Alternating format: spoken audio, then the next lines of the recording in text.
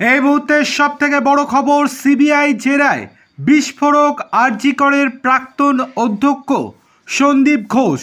আরজি কর কাণ্ডে জিজ্ঞাসাবাদের জন্য আজকেও সিবিআই দপ্তরে প্রাক্তন অধ্যক্ষ সন্দীপ ঘোষ। দফায় দফায় তাকে জিজ্ঞাসাবাদ চালানো হচ্ছে। সেই শুক্রবার থেকে যাতায়াত শুরু হয়েছে তার। বুধবারের সকালেও কেন্দ্রীয় এজেন্সির দপ্তরে হাজিরা দিয়েছেন তিনি। হাজিরা এড়িয়ে গিয়েছেন লালবাজারের সমনের।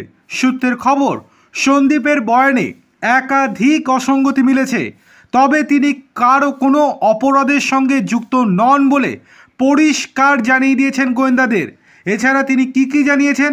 প্রসঙ্গত, গত শুক্রবার থেকে আজ বুধবার পর্যন্ত টানা 6 দিন সিজিও কমপ্লেক্সে সিবিআই তাকে ডেকে পাঠিয়েছে, কিন্তু কোনোবারই তার বয়ানে কেন্দ্রীয় এজেন্সি সন্তুষ্ট হয়নি বলে সূত্রের খবর। আর সেই কারণেই প্রতিদিনই অন্তত 12 থেকে 13 ঘন্টা করে জিজ্ঞাসাবাদ করা হচ্ছে তাকে।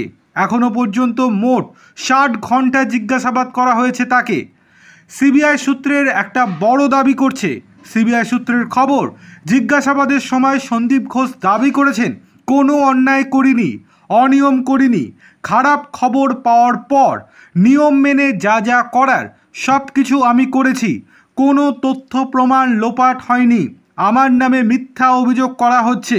এখানেই শেষ নয়, তিলোত্তমার বাড়িতে হাসপাতালের তরফে করা 2টি ফোন কল নিয়েও নিজের দায় এড়িয়েছেন সন্দীপ।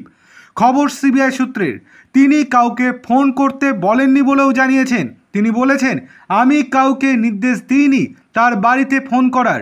কে বা কারা ফোন করে তার বাড়িতে জানিয়েছে সেটা আমি জানি না। আমাকে মিথ্যা অভিযোগে ফাঁসানোর চেষ্টা চালানো হচ্ছে।